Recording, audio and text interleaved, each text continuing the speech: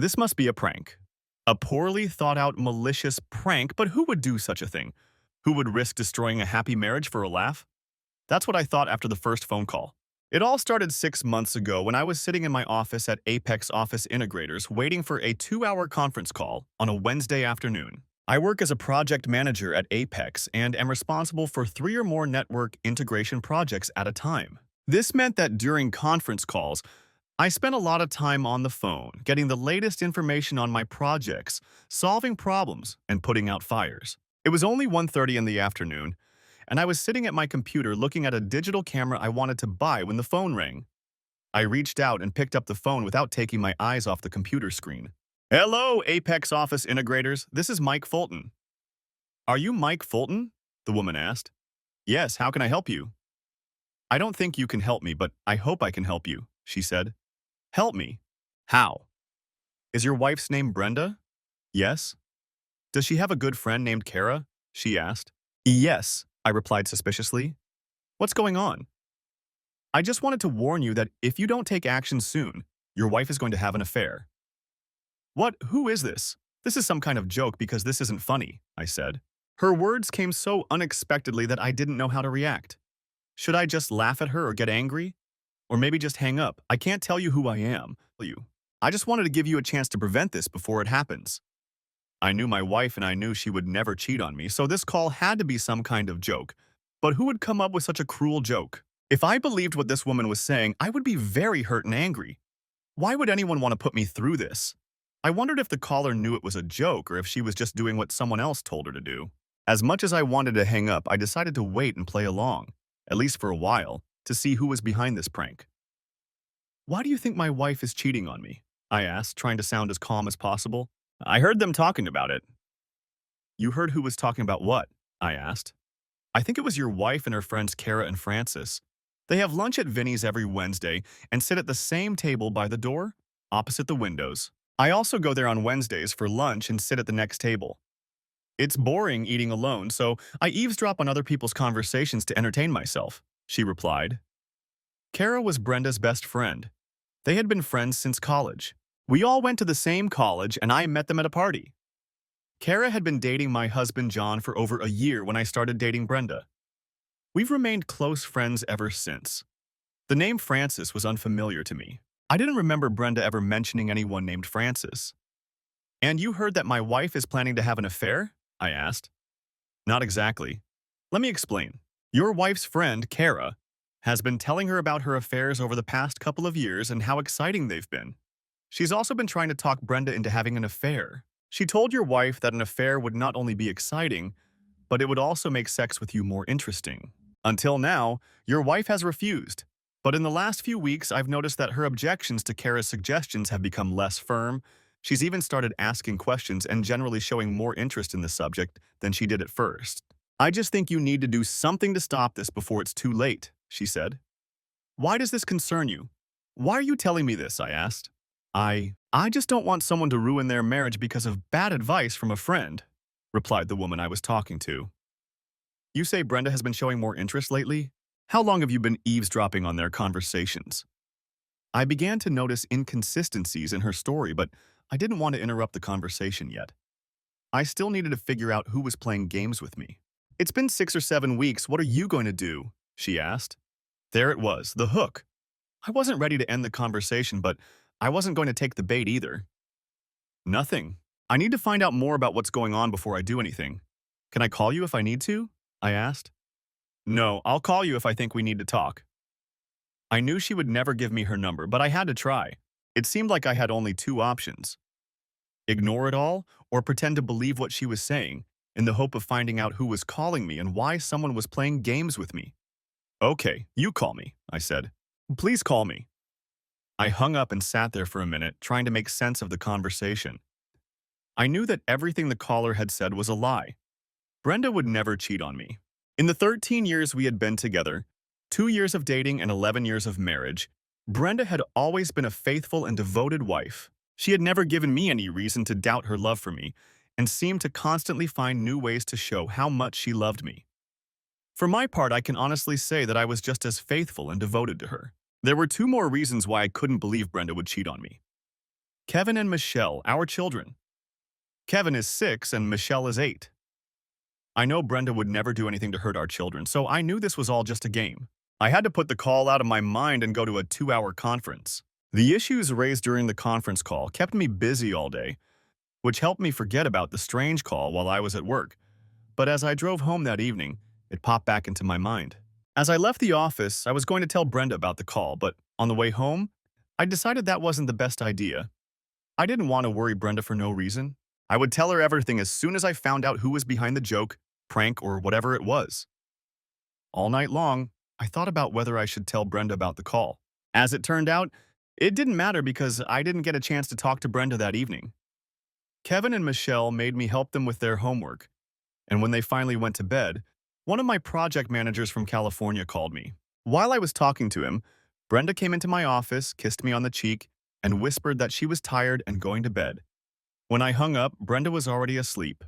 Thursday was a busy day, and I put the previous call out of my mind. Early in the day, I wondered if she would call again, but by lunchtime I had forgotten about it. And there was no call in the afternoon.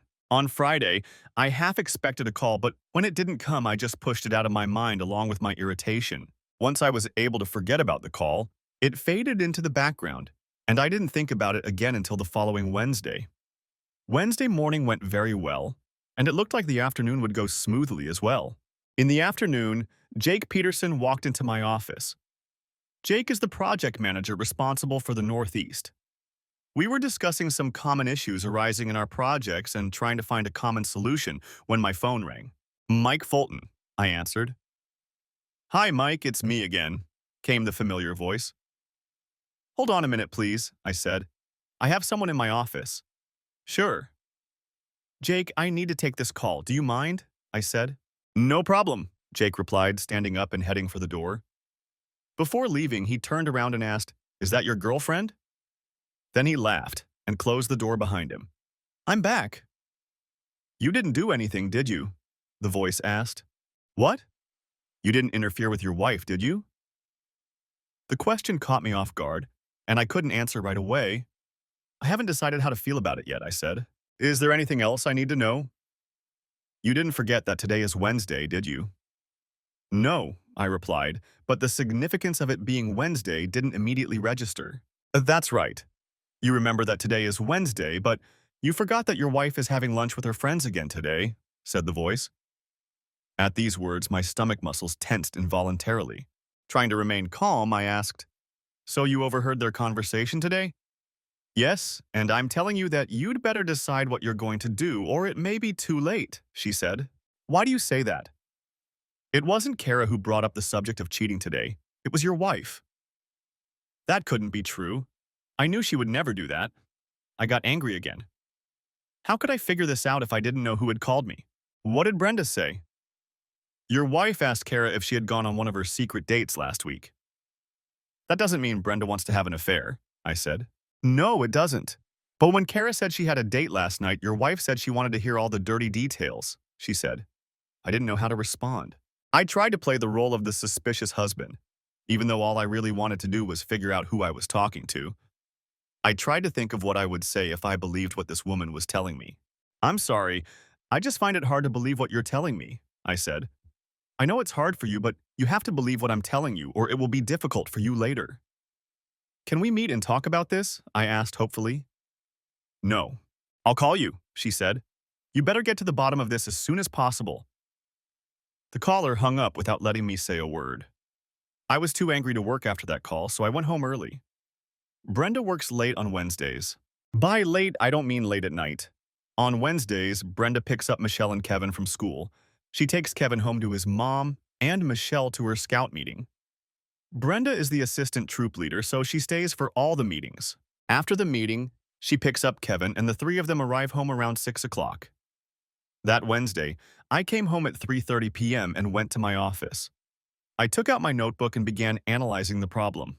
As a project manager, I am responsible for ensuring that projects go according to plan. When a problem arises in a project, the first thing I do is grab a notebook and pencil and start breaking down the problem, analyzing it until I figure out the cause and find a way to fix it. It was the only way I knew how to solve problems, so I decided to use it in this case as well. I started by summarizing what the caller had told me. Kara brags about her affairs. She's trying to talk Brenda into having an affair. Brenda doesn't agree, but she shows some interest. These conversations have been going on for 6 or 7 weeks. Then I made a list of reasons why I thought the story was made up. 1. Brenda would never cheat on me. 2.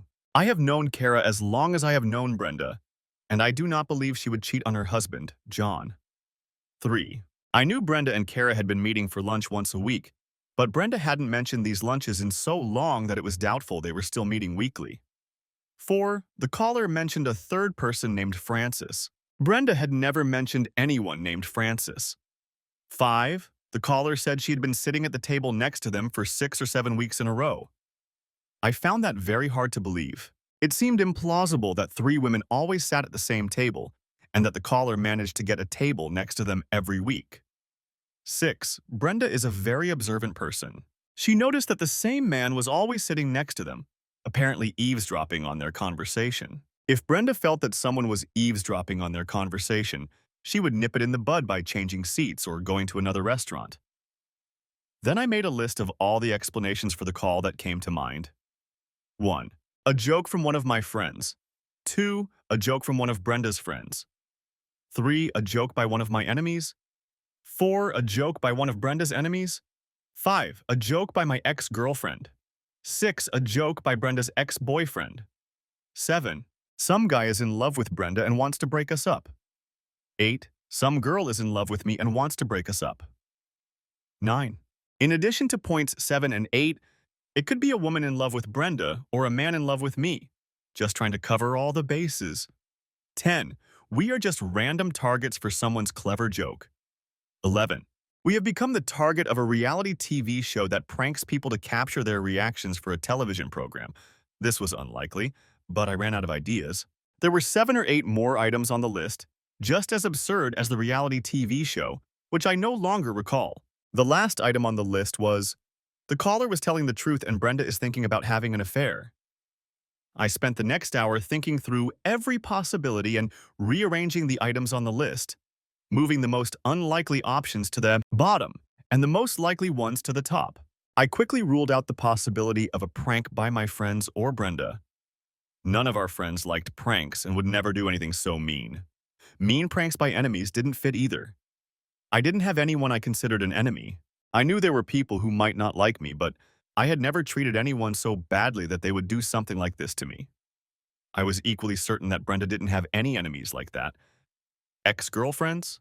I had 2 girlfriends before Brenda, and I didn't break up with either of them on bad terms. I only knew one of Brenda's boyfriends, but they had broken up a year before I met Brenda. Gay or lesbian crushes didn't seem likely either. I went through the list 4 times, making sure I had considered all possible factors. When I finished, at the top of the list was a reality TV show, followed by the theory that the caller was telling the truth and Brenda was having an affair. I was dissatisfied with the results and didn't believe they were true. I knew that reality TV shows didn't exist. It just wasn't plausible, but none of the other possibilities were plausible either. That brought me back to the main problem. The caller was either telling the truth or she wasn't. If she was lying, why was she doing it, and who else was involved? If she was telling the truth, which I still didn't believe, my marriage was in serious jeopardy. To determine where the truth lay, I had to ask Brenda a few questions, and I had to do it in such a way that Brenda wouldn't suspect anything. If she was innocent, as I believed, it would hurt her to think that I didn't trust her. On the other hand, if the caller was telling the truth and Brenda suspected that I was questioning her, she might guess that I knew something. If that happened, I would never find out the truth. It might have prevented Brenda from having an affair, but I would never know if she was really thinking about having an affair or not. To keep Brenda from suspecting anything, I had to get the information out of her little by little. Hearing the garage door open, I destroyed my notes and went into the kitchen to greet my children and wife as they entered the house. As soon as the kitchen door opened, Kevin ran up to me, slapped me on the thigh, and said, "Hi, Dad. Can I watch TV?" "Yes." "Dad, look what I did today in brownies," Michelle shouted, running up to me to show me the pins she had glued to small candles. "It's for lighting the fireplace. You light the candle and the pin catches fire. It's a good idea, isn't it?" "That's a great idea, honey. We can use them this winter when we light the fireplace," I said. Michelle's face lit up. showing that she was pleased with my answer, and she ran back to her brother in front of the TV. 45 minutes later, the four of us were sitting at the dinner table eating spaghetti. "How was your day?" Brenda asked. "Same as always. My projects have been going pretty smoothly for the last few months, so I haven't had to put out any fires," I replied. "If you need to start a fire, you can use one of my pins, Dad," Michelle giggled. "I will, Shell. Next time I want to set one of my projects on fire, I'll use one of your pins." Michelle laughed and speared some spaghetti with her fork. I turned to Brenda and asked, "Have you seen Kara lately?" "I had lunch with her today," she replied. "Why?" "Really? I didn't know you guys were still doing that," I said. "We still have lunch together every Wednesday, but why did you ask if I saw her?" "You just haven't mentioned her in a while, and we haven't seen Kara and John in almost a year. I just thought we should have dinner with them sometime," I said. "Want to do it this weekend?" "I'll call Kara and ask," Brenda offered. "Why not? It would be nice to see them again." I learned that Brenda and Kara were still meeting for lunch every week, and I decided to take a chance and dig deeper. "So you're still meeting for lunch every week. Where do you go?" "We go to Vinny's. It's a small Italian restaurant in the shopping center on Appian Way." I knew where that shopping center was. It had a large supermarket, a pharmacy, several small specialty shops, a coffee shop, and a Domino's pizza place. I hadn't been to that part of town in years, so I had never heard of Vinny's. "Do you always go to the same place?" I asked. "Yes, the food is good and inexpensive. Most of the dishes are available to take out, so it's easy to find a table, the service is fast, and it's the most convenient place for the three of us to meet," she replied. My stomach growled. So far, everything I had learned matched what the caller had told me. "The three of you?" "I thought it was just you and Kara," I said. "Kara's college roommate started working with Kara about a year ago and comes over for lunch every week." "Do I know her?" I asked. "I don't think you know Frances. She was Kara's roommate for 2 years, but she graduated before you met us." "So the three of you have lunch together every week?" "Maybe I'll join you sometime," I said, watching Brenda's reaction. "That would be great. We'd love to have you." "Sure, why not? The chickens want their secretary to have lunch with them." "Aren't you going to lunch to complain about your husbands?" "Of course I will. But I'll complain about you to your face, so it doesn't matter if you're there or not," Brenda said, laughing at me. After dinner, I helped Brenda clean up the kitchen, and then we put the kids to bed. This is the best part of my day. I sit down on the couch in front of the TV, and Brenda sits down next to me and rests her head on my shoulder. This goes on for about half an hour, and then Brenda stretches her legs out on the couch and rests her head on my lap. I gently run my fingers through her hair and over her face until she falls asleep. I really enjoy it when she lies on my lap and I can just watch her while she sleeps. That night, I didn't get to enjoy that. A doubt crept into my mind, and no matter how hard I tried, I couldn't stop it from growing. Thursday turned out to be a difficult day for me. Every time the phone rang, I wondered if it was that person calling again, but that day I only received work calls. One of the calls was from my project manager in Denver. We were migrating the network for a large corporation headquartered in that city. The project had been going on for over a year, but so far everything was going very well. Tom, the project manager, called and asked if I could come to the quarterly project review with the client. I told Tom I would call the Vice President of Information Technology and schedule a meeting in about 2 weeks. I had a good relationship with the Vice President and was looking forward to meeting him for the review. The trip usually took 4 days. I would leave early on the first day, meet with Tom, and get up to speed on the project schedule and status. Tom would brief me on any issues or questions he wanted to discuss with the Vice President. The next day, I would meet with Tom's team and get their input. On the third day, I would meet with the Vice President. That meeting usually lasted an hour and was followed by golf and dinner. On the fourth day, I returned home to Richmond. In the evening, Brenda told me that we would be having dinner with Kara and John on Saturday, and we settled into our usual evening routine. Friday was a busy day. I had 3 conference calls, and then a problem arose with my project in Tulsa. I spent most of the day on the phone with the client, assuring him that the problem would be resolved by the end of the day and the project would be completed on time. When I got home on Friday evening, the call on Wednesday was far from my mind. As I walked in the door, Brenda greeted me with a kiss. "Dinner will be ready in 20 minutes, she said. "The kids are playing upstairs, so we have time to sit and have a drink before dinner. What would you like?" A cold beer in a frosty mug is just what I've been dreaming of on my way home. Sit down, I'll get it. There was nothing unusual about this behavior. Brenda always treated me this way. I never took it for granted and always found ways to repay her for her kindness. I was sitting in my favorite chair when she brought the drinks into the living room. Brenda set the drinks on the coffee table and then came over to my chair. Brenda whispered, "I've been thinking about you today." I knew exactly what she meant. Our sex life was still going strong after 11 years of marriage. We had a little fun, and then I got up and asked Brenda if she wanted some wine. She agreed, and I poured us both a glass. As we sat there sipping our wine, Brenda looked at me with her big brown eyes. "Mike, I've been thinking about this for the last few weeks. What do you think about the idea of having another child?" she asked. "Are you serious?" "Yes, I'm 33, and I don't want to risk getting pregnant in 2 or 3 years," she said. "Kevin will be 7 in a couple of months, and I feel like if we're ever going to do this, we need to do it now." "If you're sure this is what you want, then yes, we can do it," I said. Then it settled. "Can I stop taking this pill tomorrow and start trying to get pregnant?" I kissed her on the nose and said, "Yes, and I think we should practice a little tonight, don't you?" "Sure," she replied. "Boy or girl?" she asked. "What? Do you want a boy or a girl?" "How about one of each?" I said. "Come on, seriously, do you want a boy or a girl?" she asked. "Honestly, I don't know. I'll be happy with another healthy child," I said. Brenda replied, "That's the right answer." That night, after Brenda fell asleep, I lay awake thinking about having another child, and then I started calling again. If Brenda was thinking about having an affair, she certainly wouldn't be taking birth control pills to get pregnant. This was further proof that the calls were a prank. When I finally fell asleep, I dreamed that Brenda had indeed had an affair and gotten pregnant.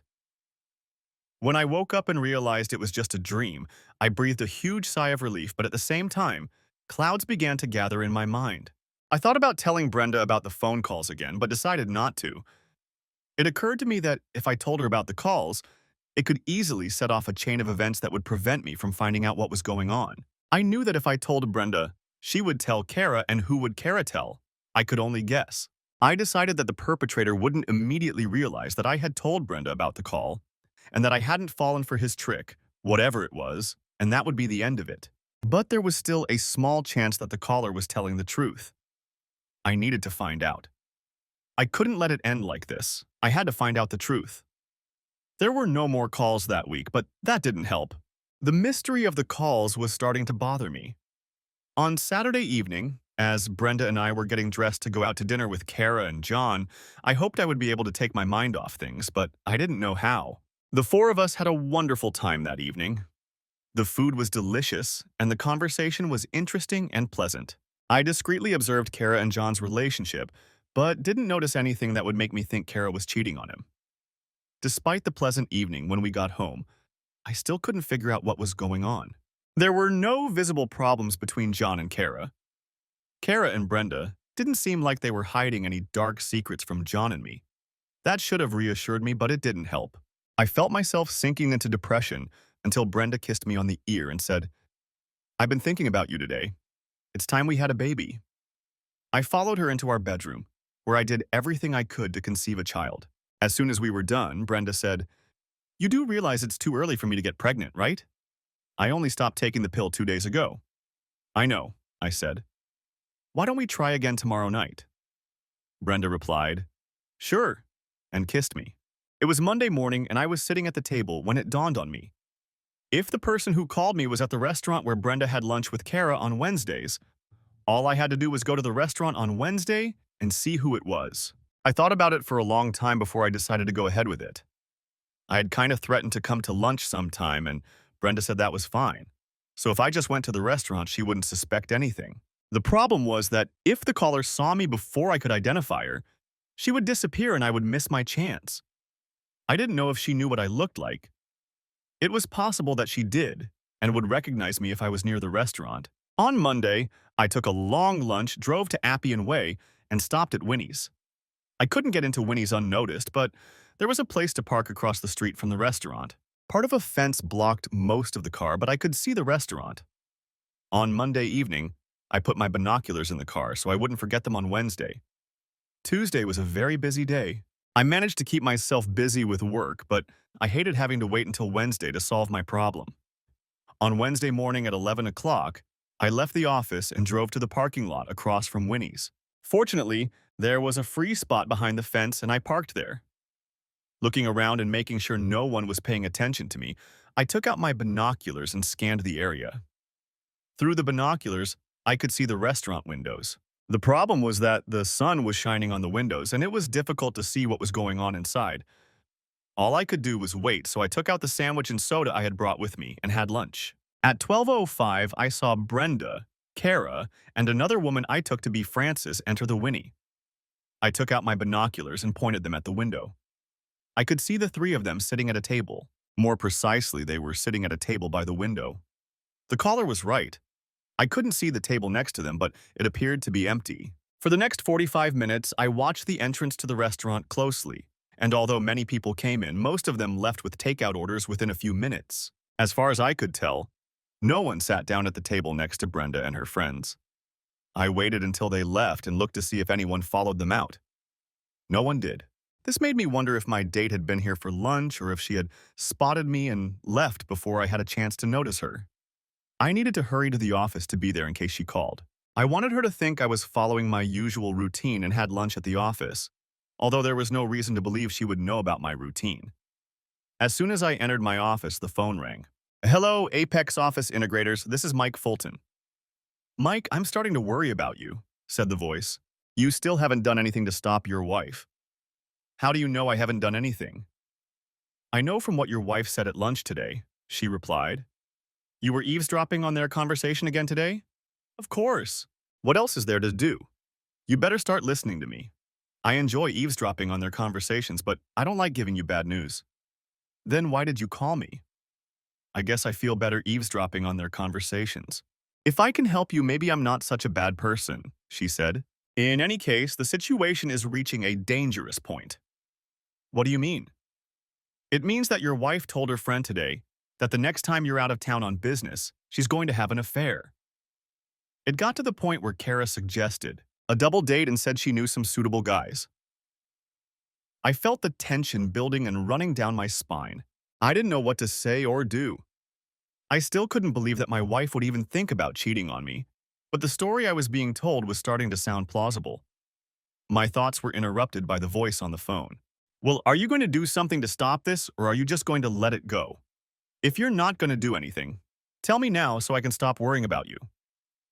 "I'll take care of it," I said and hung up the phone. I replayed everything I had been told over and over in my head, and by the time I got home, I was sure I had a problem, but I still wasn't sure that the problem was my wife. I was already prepared to convince myself that I was right and that Brenda was innocent of what my caller had said, but then the news hit me like a hammer to the head. At dinner, when I asked the kids how their day at school had been, Brenda asked a question that made my blood run cold. "Aren't you supposed to be going to Denver?" I did indeed have a trip planned for the following week, but with everything else going on, I had forgotten to tell Brenda. What really alarmed me was the timing of the question. The caller said that Brenda had told Kara that she was going to have an affair while I was away, and she was asking me if I was going to Denver anytime soon. Coincidence? I didn't know what to think. I tried my best to push the thought out of my mind when Brenda asked me if we were going to conceive a child today. In the end, I told Brenda that I wasn't feeling well. On Thursday morning, I decided to do something I never thought I would do. I made an appointment with a private investigator. I made an appointment with him for Friday morning, then called my client in Denver and postponed my trip for a week. I needed to sort out this mess before I left for Denver. That evening, I pulled some photos out of one of our albums to give to the detective. On Friday morning at 9:30, I walked into the EPA detective agency. Don't think for a second that EPA has anything to do with the quality of their work. They chose that name to be first on the list of detective agencies in the phone book. It worked. They were third on the list. They got my business because I never call the first agency I see, and the second one doesn't answer the phone. I was shown into Brian Dunstan's office, where I spent 20 minutes explaining exactly what I wanted him to do, and then I handed him the photos. "Beautiful woman," he said. The way he said it made me cringe. I didn't think much of him to begin with. I didn't respect a man who made a living hurting other people. Spying on cheating spouses wasn't a profession I could respect. "Yes, that's right," I replied sharply. Now, let me read the instructions again. First of all, you must be inconspicuous. I don't want her to know she's being followed. No problem, Mr. Fulton, he said. We're professionals. She won't know she's being followed. If you find out that she's seeing someone and she's having an affair or a fling, I want proof. Photos, videos, or audio recordings, it doesn't matter, as long as they clearly prove what she's up to. Don't worry, Mr. Fulton. If she's cheating, we'll get the proof. I want all the evidence by next Thursday, I said. I understand. Come by next Thursday around 3 o'clock and we'll give you everything we've found. Okay, next Thursday at 3. See you then, I said. As I left Mr. Dunstan's office, I felt uncomfortable. The next few days flew by. I managed to make sure Brenda didn't notice anything. I didn't want her to suspect anything, and I certainly didn't want to upset the children. I was proud of myself for managing to make love to Brenda 4 times in 7 nights. On Wednesday afternoon, I sat in my office waiting for the phone to ring. At 1:30 p.m., the phone rang. Have you done anything yet? She asked as soon as I answered. Everything's under control, I replied. What are you doing? She asked. I'm sorry, I can't tell you. All I can say is that everything will be settled by the end of the week. She tried to ask me something else, but I said that was all I could say and hung up. On Thursday at 3 o'clock p.m., I was sitting in Brian Dunstan's office at Honorable A Detective Agency. Mr. Fulton, I have some unfortunate news for you. We caught her in the act and we have proof, he said. Mr. Dunstan handed me a DVD. Everything is recorded here, and all of it can be used in court. All the video on this DVD was shot in public places. There are no hidden cameras in homes or hotel rooms. There's a DVD player in the next room if you want to watch the video right now, he said. I'll take it with me and watch it alone, if you don't mind. If you give me the bill, I'll pay it on my way out. Back in my office, I locked the door again, inserted the DVD into my laptop, and pressed play. Dunstan was right. All the evidence was there.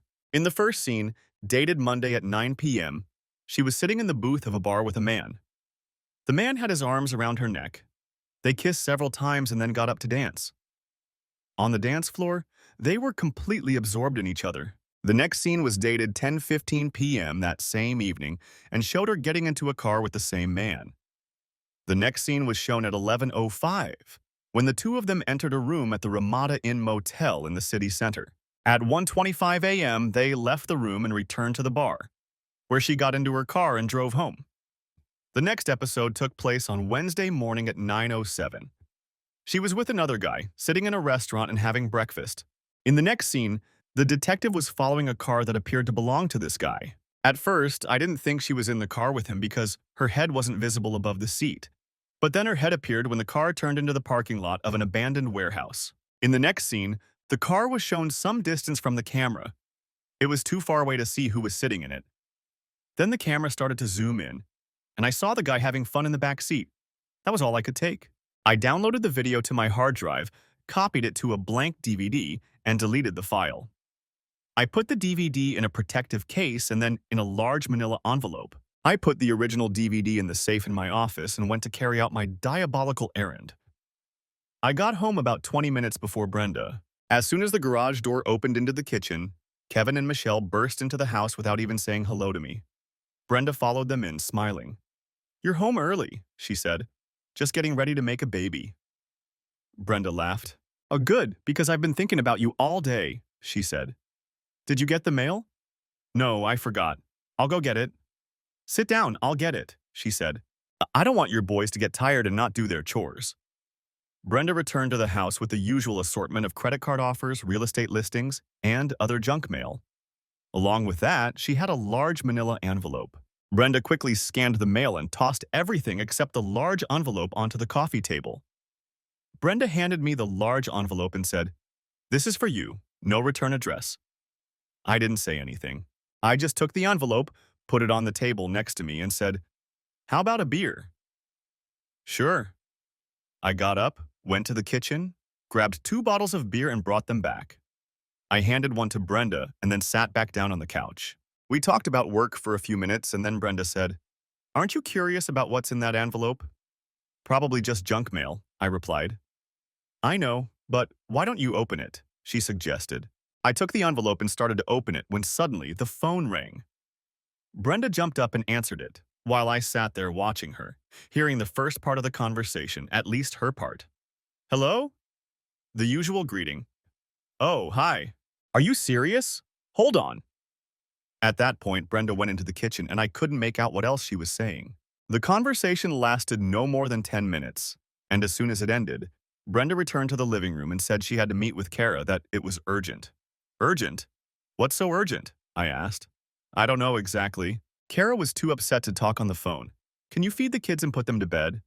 Sure, I've done it before, you know. I know, I'm sorry, I'm just worried and upset. Brenda grabbed her purse and keys and left the house. I'll be back as soon as I can, she said. Don't worry about me, take care of Kara, I said. When Brenda left, I went to the living room where Kevin and Michelle were watching TV. Mom's gone for a while, so I have to feed you guys. You have two options. I can make liver and onions, or we can go to McDonald's. Your choice, I said. Kevin started yelling, McDonald's!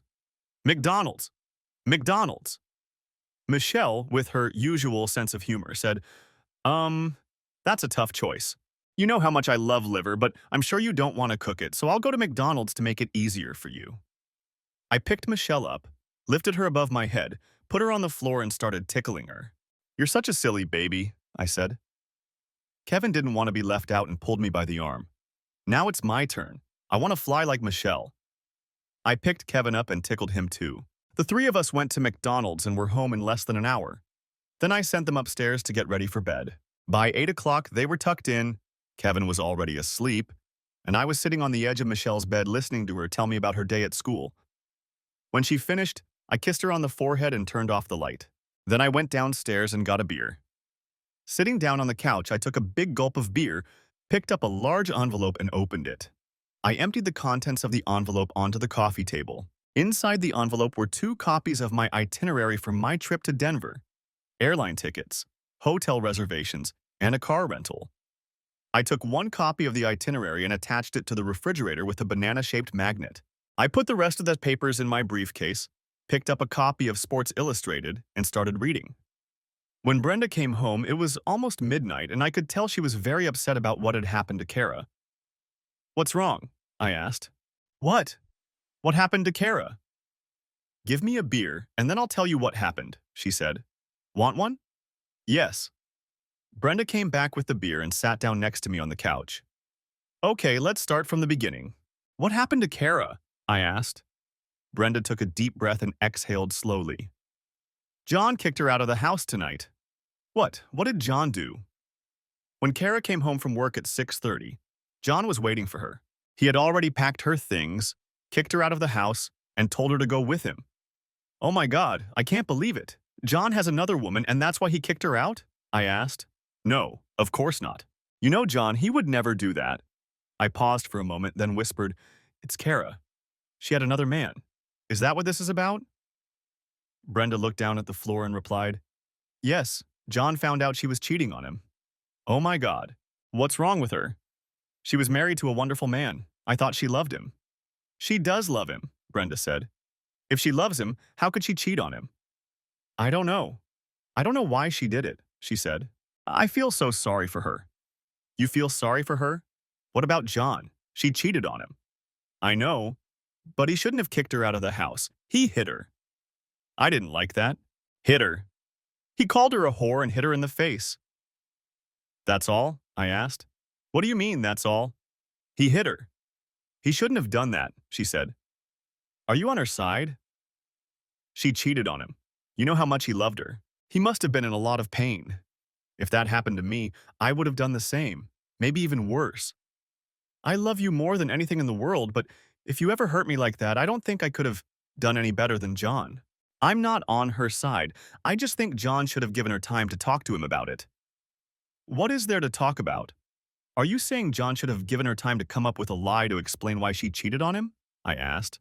Why are you so angry? Brenda asked. I'm angry because I feel John's pain. I'm sure if John had cheated, you wouldn't be so forgiving. Brenda wanted to say something but stopped herself. You're Kara's best friend. You have dinner with her every week. Did you even know she was cheating on John? What? Why are you asking me that? What do you mean? Brenda hissed. Brenda, you've always been honest with me. Please don't start lying to me now. Did you know Kara was having affairs with other men? Brenda couldn't look at me and replied quietly, "Yes."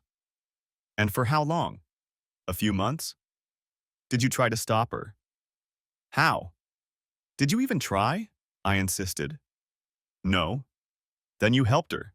"By not trying to stop her, you actually encouraged her," I said. No, I didn't encourage her. I didn't like what she was doing. I just didn't know what to say, so I didn't say anything." "So you're partly to blame for what happened today," I said. I was surprised at how angry I was with Brenda at that moment. "How can you say it's my fault? I didn't tell her to cheat on John." "But you didn't do anything to stop her from cheating. And now that she's been caught, you're taking her side. I don't know you anymore. Didn't you say how important fidelity is in marriage? Does that only apply to husbands, or does it apply to your close friends too? Kara made a mistake. She's my friend, and I have to support her. She's hurting." "What about John? Don't you think he's hurting? What Kara did doesn't just affect her and John. Look what she's doing to us," I said and got up from the couch. "I'm going to bed." Brenda didn't say a word.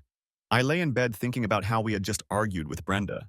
I was angry at her for not seeing the damage Kara had done, and angry at myself for getting angry. At least this situation would give Brenda something to think about. Any thoughts of romance and spicing up my life were now gone. When Brenda came to bed half an hour later, I pretended to be asleep so I wouldn't have to talk to her. Over the next few days, the atmosphere in our house was cold. On Monday morning, I boarded a plane to Denver. I decided not to call Brenda on Monday, and she called me at 9:11 a.m. her time in Richmond.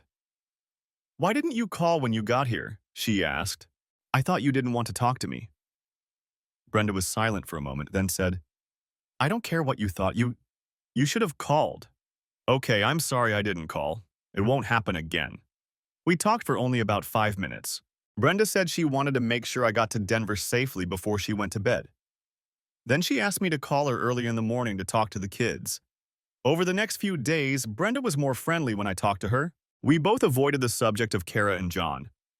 My flight home on Thursday was scheduled to leave a little after 7 in the evening. Before leaving Denver, I called Brenda and told her what time I would be home.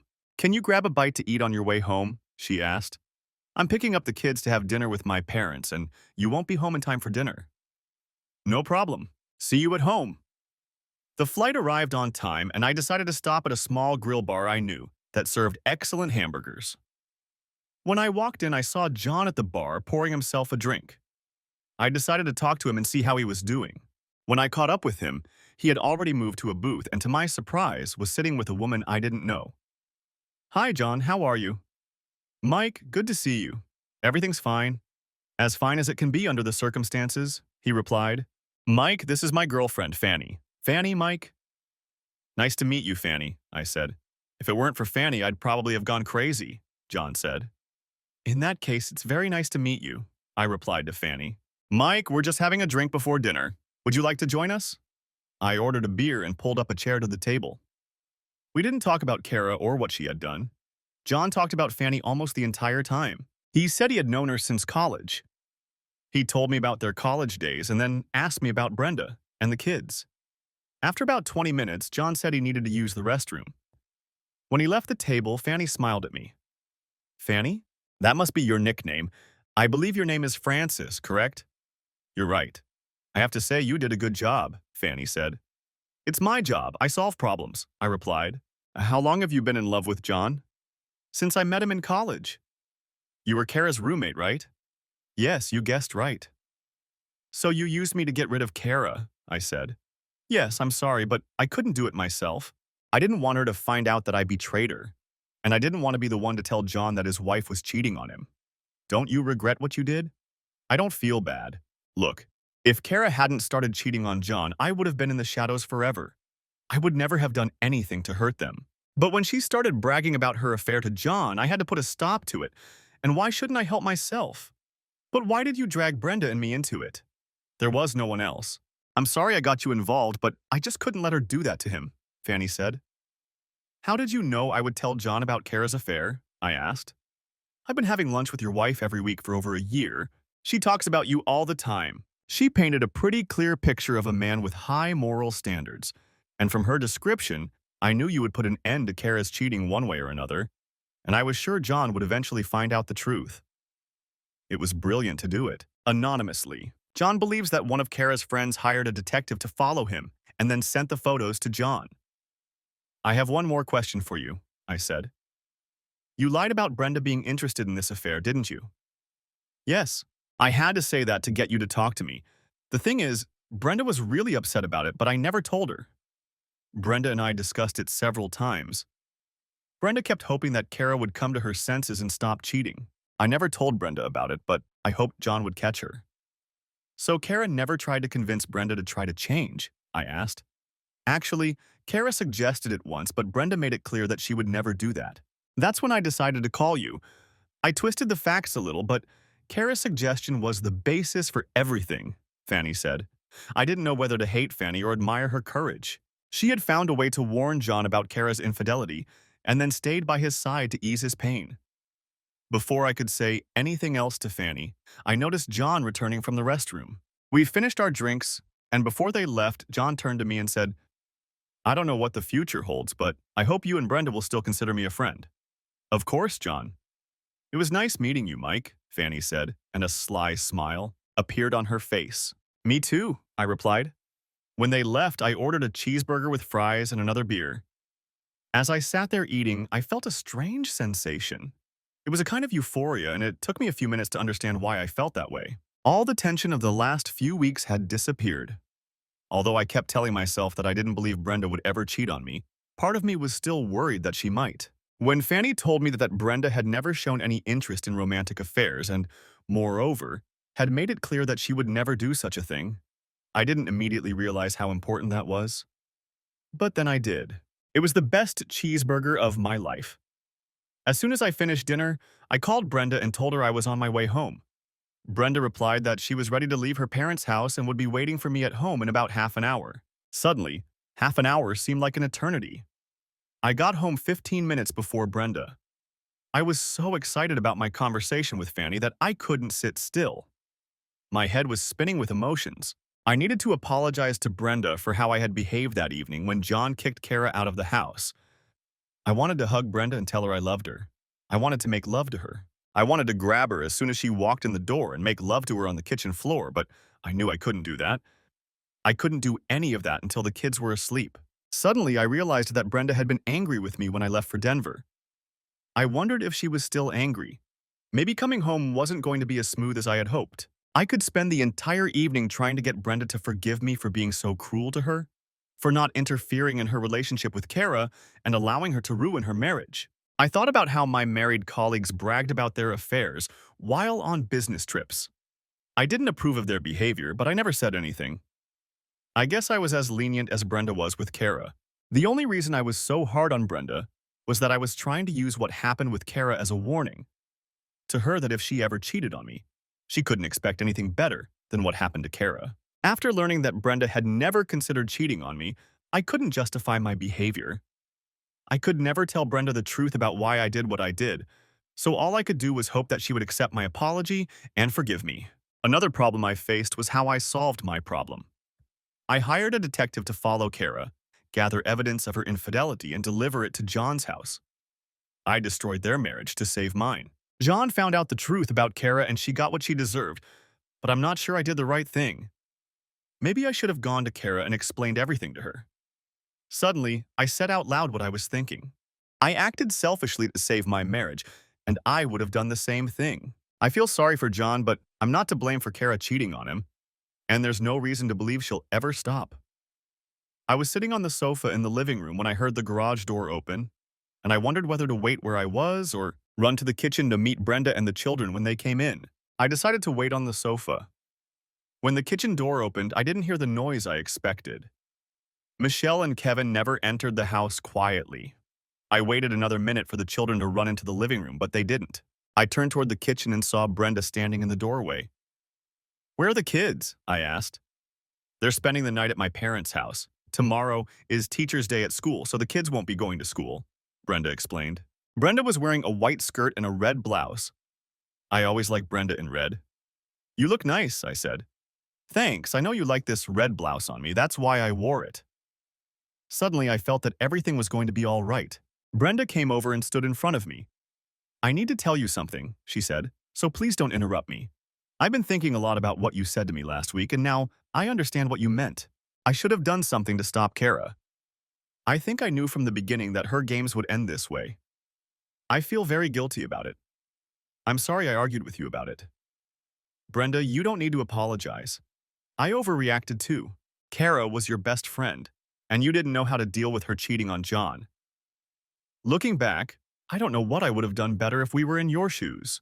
I think the situation was more emotionally charged because both John and Kara were our friends.